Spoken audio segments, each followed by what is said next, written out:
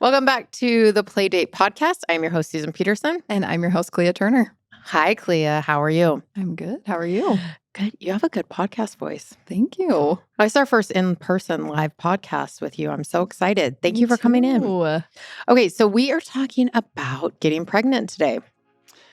The deed. No, not that one. But we could, we can. If you want, we can go into that. I'll go into whatever.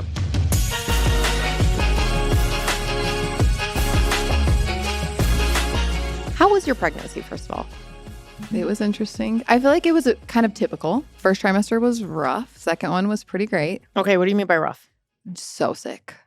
I threw up every single day till I was 17 weeks. Everyone kept telling me, they're like, 12, 14, you're going to start feeling so much better. And it kept going and going. And I was in a little bit of a dark place for a second. But after 17 weeks, I really started to enjoy it. Did you start to feel like, oh, this is never going to end. This is my life now? Yeah. Well, and you hear of people being so sick when they're pregnant and you're just like, oh, yeah, that's really hard. But when you're actually so sick and having to function and live your life, it is so crippling. Were you working at the time? Yeah. I don't work full time. I'm a videographer. So I was doing births, I was doing weddings, and just kind of having to suck it up. But luckily, I only had to work in person like 3 or 4 days a month. So, but trying to look at my computer would make me so sick. So it was 17 weeks of, I had to slow down a ton. But okay. So when someone gets pregnant and they're sick, you tell them.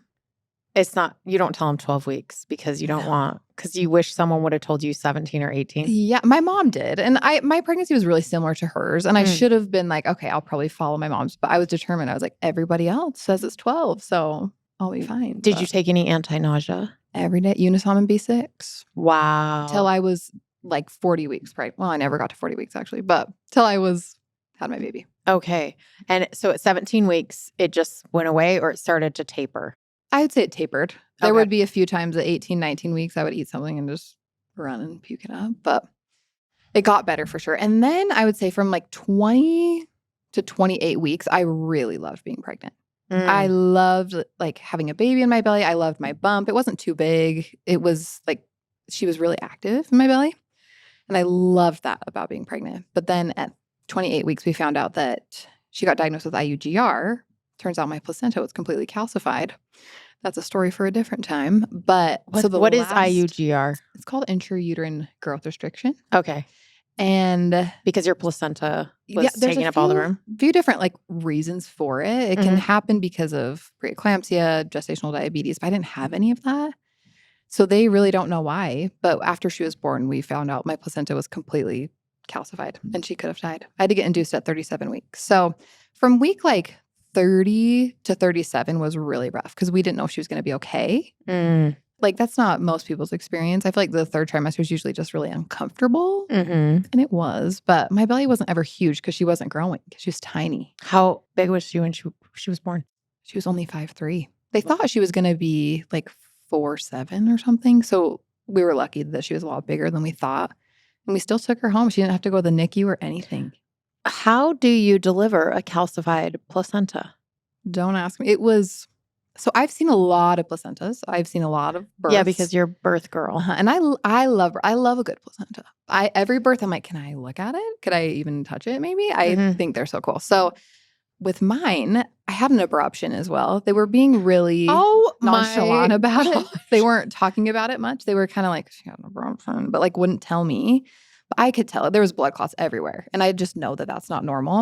And I hardly bled at all postpartum because I think everything just came out during birth. But did you have to have a transfusion?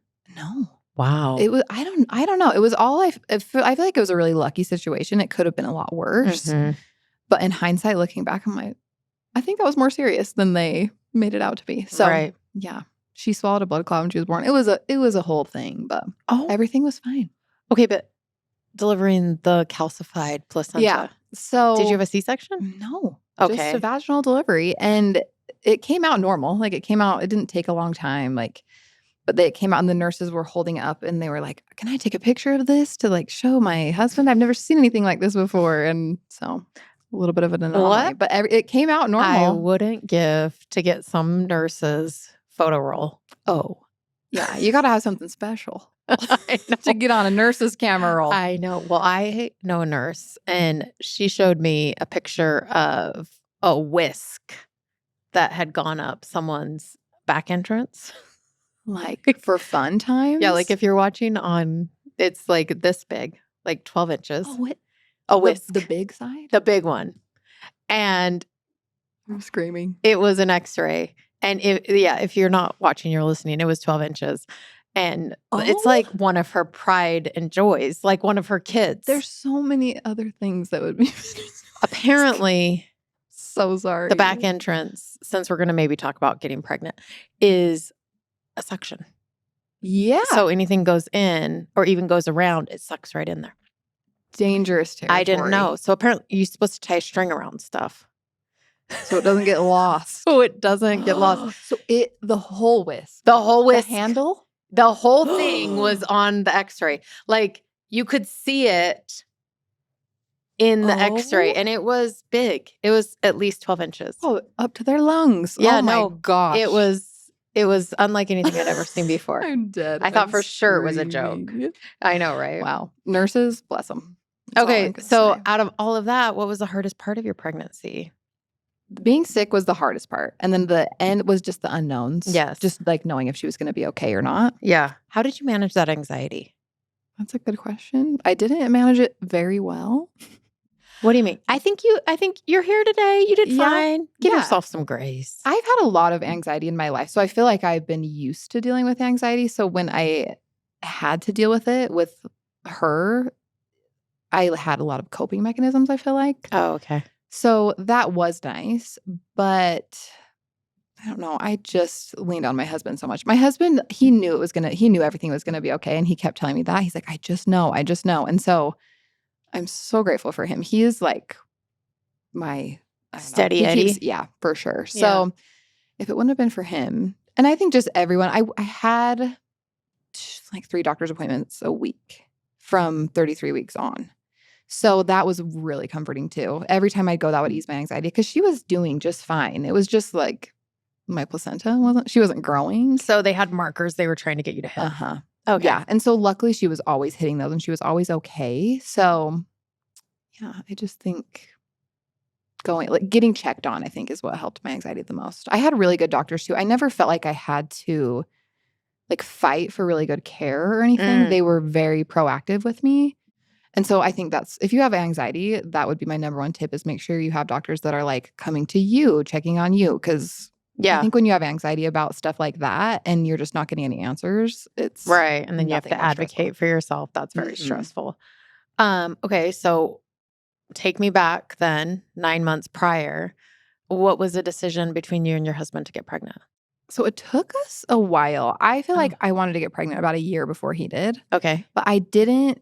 Because he was kind of wishy-washy about it, and I didn't want to get pregnant until he was ready. Like, he didn't want to have kids at all? No, he did. Okay. We definitely both wanted to have kids. It just, like, the timing, he was just nervous, which I totally, like, that's completely understandable. Being a parent is a big thing. But I knew I didn't ever want him to feel like I pressured him into that decision because being a parent is a lot. Yeah. And now actually being a parent, I'm like, I'm glad I didn't pressure him into this because he is the most helpful, the most supportive, the best dad, truly.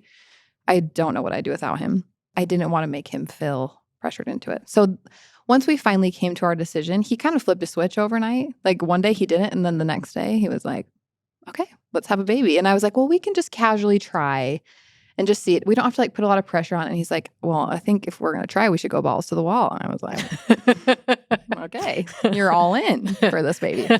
So we tried one time and I was pregnant 2 weeks later. So are you for real? Yeah. Were you using birth control prior to that? No, birth control made me really sick. So I had been off for 2 years. Okay. So we had just been doing condoms. the rhythm. Okay. Yeah. And then, but honestly, I'm surprised I didn't get pregnant sooner. Right. But hey. It happens when it's supposed to happen. Someone's got a plan. Okay. And then before you were actually pregnant, what was like your biggest fear or anxiety going into it? Because now you have a whole new set of fears for next time, right? Yeah. I know, because next time I'll be worried about just the same things happening, like with my placenta. Do they think it was genetic? They or don't just have fluke? an answer. I said, and Okay. I said, what's the likelihood of this happening again? And they were like, it won't happen again. It's like a 1% chance. But I don't know. It just seemed really strange to me. So you're like, so you're saying I'm special. And you're saying there's a 1% chance that I'm special. Yeah. No, I think going into it, my biggest anxiety was probably, I knew I was going to be sick. I knew that. And I'm terrified of being sick. And it was a long time. Don't hate me right now. I was never sick with both my I hate you a babies. little bit. I know, but I had terrible births and terrible recoveries. Okay. I feel like that happens a lot. Yeah, I feel People like you who either have one or good the other. pregnancy, their delivery. Yeah. It all evens out. Mhm. The scales even out. Did you know? Did you hear that they've found the reason for No. severe morning sickness Tell me. after years? I need to look into it a little bit more. I just saw a TikTok about it. Wait, this is sounding familiar. Continue. Go. They found some kind of gene Yes. that I don't know if it's like if you have high levels or low levels of it, but pretty much what they can start doing, I mean, they haven't started yet, but their thought is that they can desensitize you to this, or no, it's not a gene, it's a hormone. So they can desensitize you to this hormone before you get pregnant, and then you won't be as sick. So that's kind of the very simple. I'll have to look into it. Yeah, we'll look into into a whole it. episode about that. But yes, I love that. It would be interesting to do a whole episode on how much pregnancy it has advanced since millennials started getting pregnant. Right. Because every generation before just kind of was like, well, this is how things are. Right. And we're the first people to be like, why is over 35 considered geriatric pregnancy?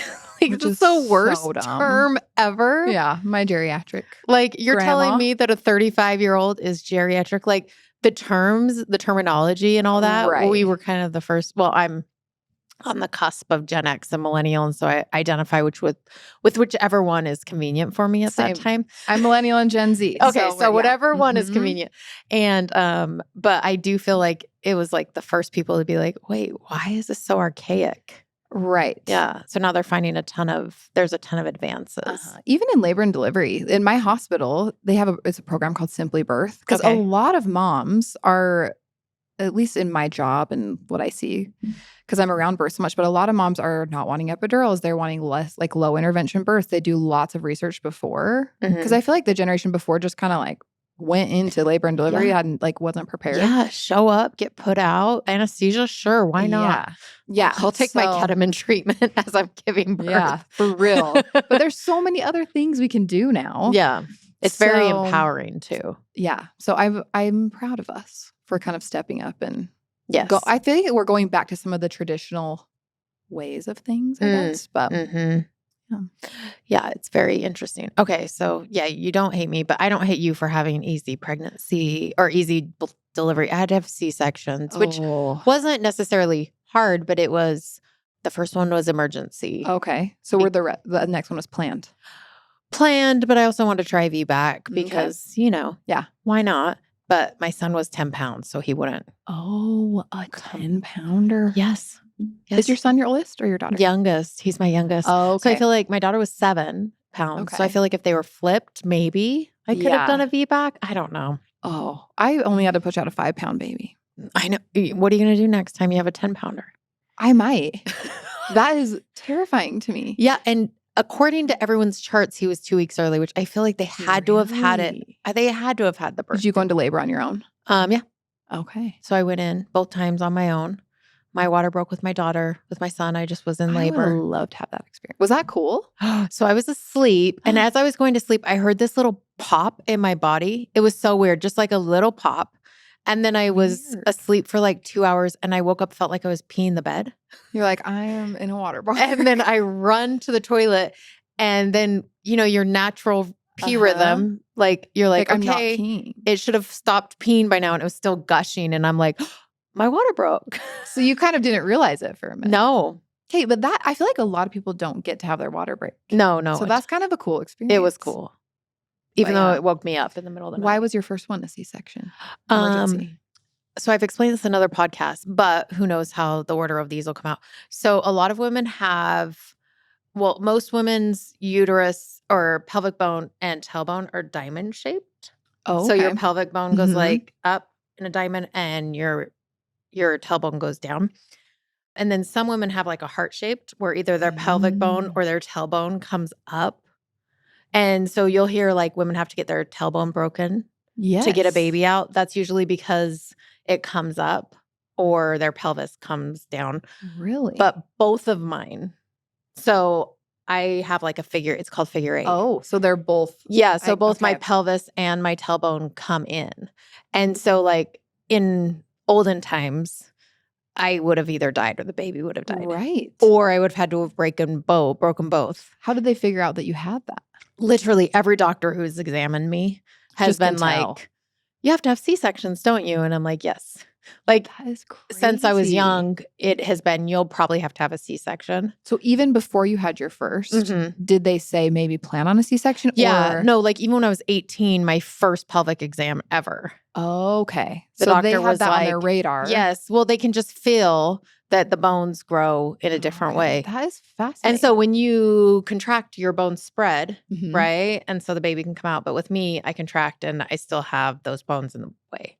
Wow. Yeah. So I tried and we did the suction and everything. And then finally, after 24 hours of labor, her heart rate started to drop. And they're like, we're just going to take her. Yeah. And I was like, fine. And you were probably exhausted. I fell asleep. I was out of it. You wanted to keep going. Yeah.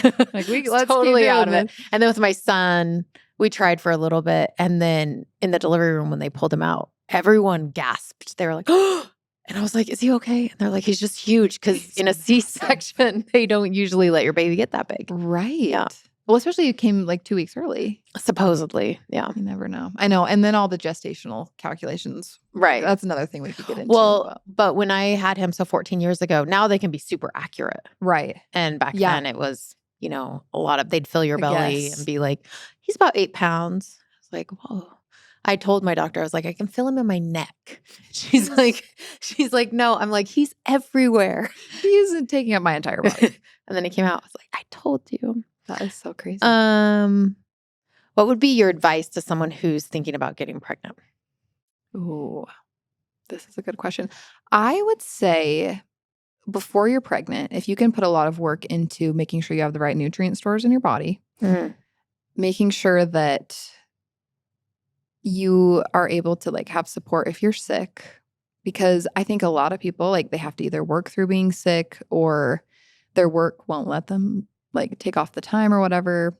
Some people have to quit their job if they're so sick. I'm super lucky that I don't have to like go into a 9 to 5. But I would say like prepare that your life could change a lot, especially in that first trimester.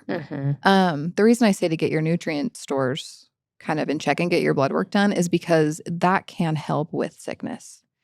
Making sure you have like all your levels of everything are correct. I don't know. I feel like being a first-time mom, I feel like there's not a lot you can prepare for. I always say that my theme of motherhood has just been you don't know till you get there.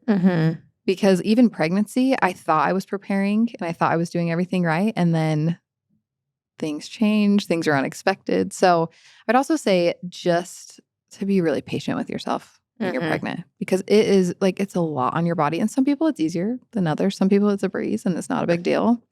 But that would, I think, like preparing your mind just that like you're going to have to slow down a lot, most likely. Some people don't, but a lot of people do. And that your life is about to change in the best way, but in a big way. And don't believe what you see on the internet of people just day in the life or whatever. I promise you, it's not glamorous. Yeah. No. Also, I feel like babies never pencil out. What does that mean? Like money-wise. Like, no. Or even time-wise or whatever. It's almost like the Field of Dreams analogy, which is if you build it, they will come. And if you have a baby, it'll work out. Yeah. Like, I do feel like... Oh, that's so true. And you just have to make it work out. Yeah, you make it work. Because when you become a mom, it's like, I'll get it done. Did you plan both of your pregnancies? So, yeah, with my daughter, we did. And then we thought about starting with my son, and then I was pregnant already. And then I had secondary infertility, so I was never able to get pregnant again. Oh, okay. Yeah. Okay, that is... was that kind of a shock? Yeah, it was interesting where... we opted out of doing any infertility treatment because I'd seen friends and family members go down that road, and it felt like it was really emotionally taxing. Yeah. And there was like one outcome that was satisfactory or good, and then the rest were kind of right. terrible. And the money and the physical. Right. Do you follow JC Marie Smith? Yes. Did you see that she just posted she was pregnant? No. Congratulations, I'm JC. so excited for her. She just went through IVF. So watching all of her videos. Yeah. I can't even, like, I've never seen anybody post their whole experience with IVF. Seeing her go through all of that. And when she posted that she was pregnant, I sobbed. I don't know this girl, but I literally sobbed. It is so much to go through. It's a lot. So I can see, like, yeah, you just were like, I don't want to. I feel really grateful for what I have. And so we just rocked with 2. Now that they're starting to leave the house, and, I'm like, how does that feel? Oh, it's devastating. Do you feel like you're becoming an empty nester, like, too soon? Yeah. I mean, I'm 45. My husband's 45. And so young. We'll be empty nesters at 48. Which is crazy. Crazy. Yeah. Crazy. But also, I mean, then your kids will start, they'll get busy with other things. And it's still a whole. Yeah. Are you close with your kids? Yes. Extremely close. Yeah. I love them. I'm obsessed with them. I follow them around like a puppy dog. I love it. Love me. Look at me. Pay attention to me. My mom's my best friend still. So. Oh, I love that. Yeah. So they will be for you too. Let's hope. Okay. Well, Klea, thank you. This was a wonderful conversation. I know. Thanks for chatting. Yes.